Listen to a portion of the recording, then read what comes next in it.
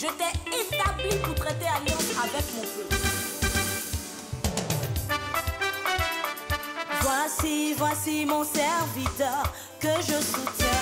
Voici mon messager que je soutiens. Voici mon élu en qui mon âme prend plaisir. Voici mon messager.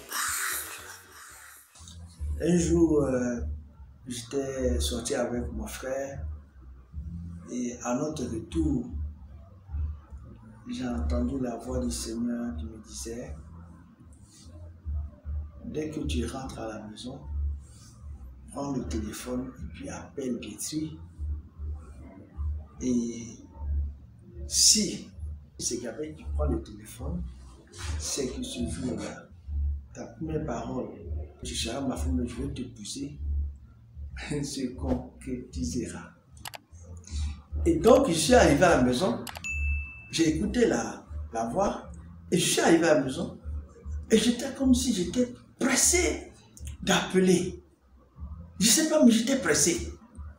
Dès que nous sommes entrés dans la maison, je suis allé au salon, j'ai pris le téléphone et puis j'ai appelé.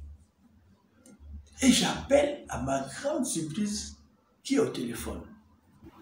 C'est Gabriel. C'est elle qui était au téléphone. À qui ai-je l'honneur? Je dis: Seigneur, c'est vraiment toi qui m'as parlé. Et puis j'ai répondu: c'est Léon Pierre. Et de quoi? Léon Pierre? Qu'est-ce que tu deviens? Mais tu es où? C'est en ce moment-là que j'ai réalisé que c'était vraiment mon épouse, parce que depuis ce jour, nous ne sommes plus jamais quittés. Et la suite, vous la connaissez.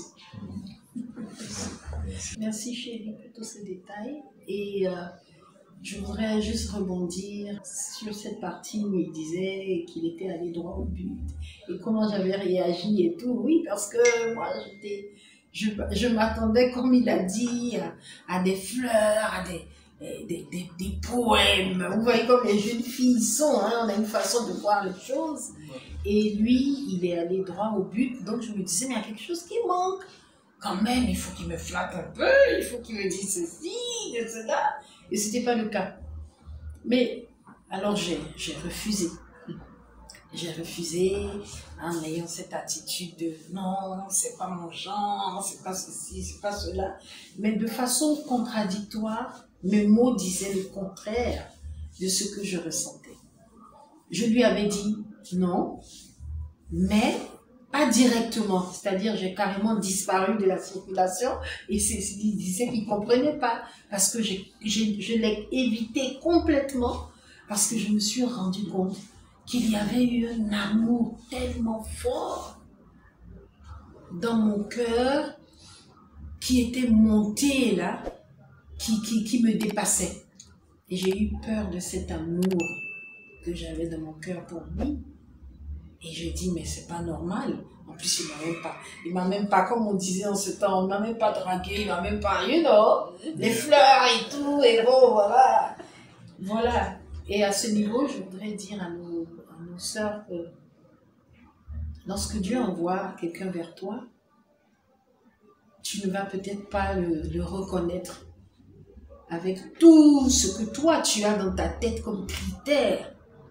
Et c'est en cela qu'il faut faire très attention et vraiment demeurer dans la prière pour avoir le discernement et la direction du Seigneur par rapport à l'époux ou à l'épouse que le Seigneur t'envoie.